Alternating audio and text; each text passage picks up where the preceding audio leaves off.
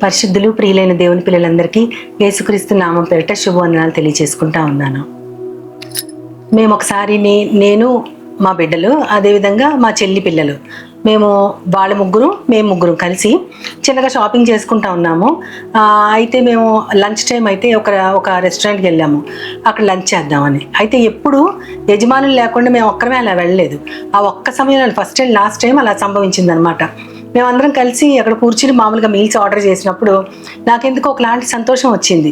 అంటే వాళ్ళ బిడ్డలు మా బిడ్డలు కలిసి మేమందరం కలిసి కాసేపు టైం స్పెండ్ చేయడానికి, అది షాపింగ్ అయినా ఇంకోటైనా దేవుడే కదా ఈ సమయాన్ని, ఆనందకర సమయాన్ని మాకు ఇచ్చాడని నాకు ఎంతో సంతోషం వేసి నేను అన్నాను, ఒక్కసారి అందరం చేతులు పట్టుకుని కళ్ళు మూసుకుని చిన్న ప్రార్థన చేసుకుందామంటే పిల్లలందరూ చిన్నోళ్ళు, వాళ్ళందరూ 4th, 5th, 6th క్లాసుల్లో ఉన్నారనమాట.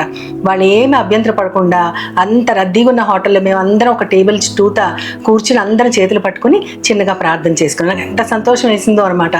అంటే ఏ సమయంలో అయినా మనకి సంతోషం కలిగితే దేవుడు కీర్తనలు పాడమన్నారు. నేనైతే దేవుణ్ణి స్తుతిస్తూ ఉంటాను. ఎందుకు చెప్తా ఉన్నానంటే దేవుడు ఎప్పుడు కూడా ఆకాశం నుండి నరుల్ని పరిశీలించుతానే ఉంటాడు. మనకి సంతోషం కలిగితే ఏం చేస్తాం, బాధ కలిగితే ఎలా స్పందిస్తాం, ఇవన్నీ కూడా దేవుడు పరిశీలిస్తూ ఉంటాడు. అదే దావీదు మహారాజ్ గారు కీర్తనలో చెప్తారు. ఆయన ఏమని చెప్తారంటే 53వ కీర్తన 2వ వచనంలో, వివేకము కలిగి దేవుని వెతుకువారు కలరేమో అని దేవుడు ఆకాశములో నుండి చూచి నరులను పరిశీలించుచున్నాడని. అంటే ఎవరికైనా వివేకం ఉంటే దేవుణ్ణి వెతుకుతారంట. అసలు అలాంటి వాళ్ళు ఎవరైనా ఉన్నారా అని దేవుడు కనిపెట్టి చూస్తూ ఉన్నారంట. ఆకాశంలో నుండి ఆయన నరులను పరిశీలించుచున్నాడు అని చెప్తారు ఆ గొప్ప మహారాజ్ గారు. ఆయనే మళ్ళీ 33వ కీర్తన 13వ వచనంలో సేమ్ అదే అంటాడు. యెహోవా ఆకాశములో నుండి నరులను కనిపెట్టుచున్నాడు, ఆయన అందరినీ దృష్టించుతున్నాడు అని ఉంటుంది. ఆయన వాళ్ళని దృష్టిస్తూ ఉన్నారంటున్నారు. మరి అయితే ఆయన ఎవరిని చూస్తారు? మంచివారిని చూస్తారా, చెడ్డవారిని చూస్తారా అంటే సామెతల గ్రంథంలో ఇది కూడా చెప్పబడింది. 15వ అధ్యాయం 3వ వచనంలో ఏమని చెప్పబడింది అంటే, యెహోవా కన్నులు ప్రతి స్థలము మీద ఉంటాయి. మనం అనుకుంటాం మనమే దేవుని బిడ్డలము, మిగతా వారు కాదు అని. కానీ అందరు కూడా ఆయన సృష్టి.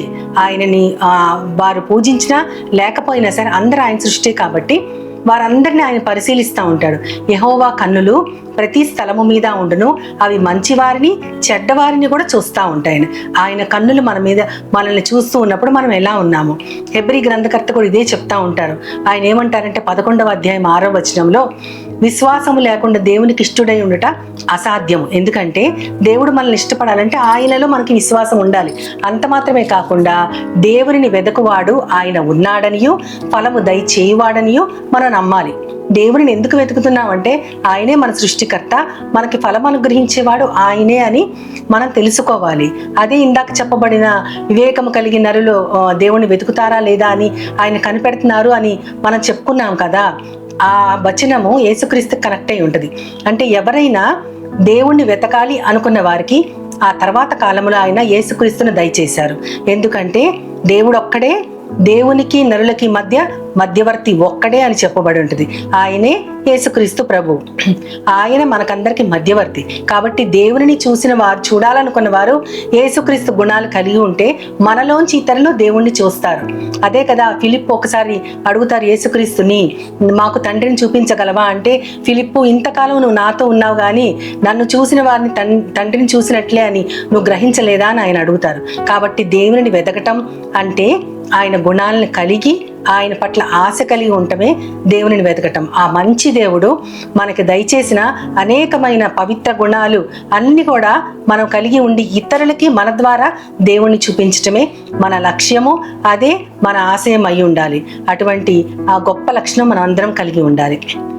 ఎంత మంచి వాడవు యేసయ్యా, ఎంత మంచి వాడవు యేసయ్యా, చింతలన్నీ తీరేను నిన్ను చేరగా, ఎంత మంచి వాడవు యేసయ్యా, నా చింతలన్నీ తీరేను నిన్ను చేరగా, నీవెంత మంచి వాడవు యేసయ్యా.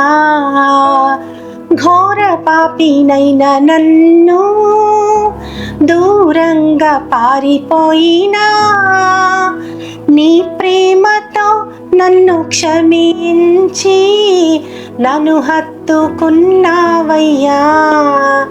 నీ ప్రేమతో నన్ను క్షమించి నన్ను హత్తుకున్నావయ్యా. ఎంత మంచి వాడవు యేసయ్యా, ఎంత మంచి వాడవు యేసయ్యా. చింతలన్నీ తీరేను నిన్ను చేరగా, నీవెంత మంచి వాడవు యేసయ్యా.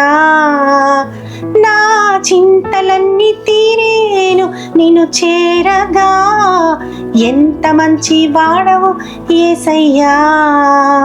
అట్టి మంచి దేవుణ్ణి మనం వివేకం కలిగి వెతకక్క లేకుండా ఆయనే మనకి ప్రత్యక్షమయ్యారు కాబట్టి ఆ దేవుణ్ణి బట్టి ఆయన స్తుతిస్తూ చిన్న ప్రార్థన చేసుకుందాం. మహోన్నతుడా, ప్రియ పరమ తండ్రి, నాయన వివేకము కలిగి నిన్ను వెతుకుతామా లేదా అని నువ్వు పరిశీలించినప్పుడు కొంతమంది అయినా నిన్ను వెతికారు కాబట్టి ప్రవ్వా, మా అందరి పాపాలకి క్రయధనంగా యేసుక్రీస్తుని మాకు దేవుడిగా అనుగ్రహించారు ప్రవ్వా. ఆయన లక్షణాలు మేము కలిగి మమ్మల్ని చూసినప్పుడు నిజమైన దేవుడు సజీవుడు, వీరిలో ఆయన జీవించి ఉన్నాడని తెలుసుకోవటానికి నాకు మాకందరికీ కూడా దయచేసి నీ వాక్య జ్ఞానంతో నీ గుణాలతో సహాయం చేయమని నీ ప్రియ కుమారుడు నా ప్రియ ప్రభువైన యేసుక్రీస్తు ద్వారా కోరి ప్రార్థిస్తున్నాను పరమ తండ్రి. ఆమేన్, ఆమేన్, ఆమేన్.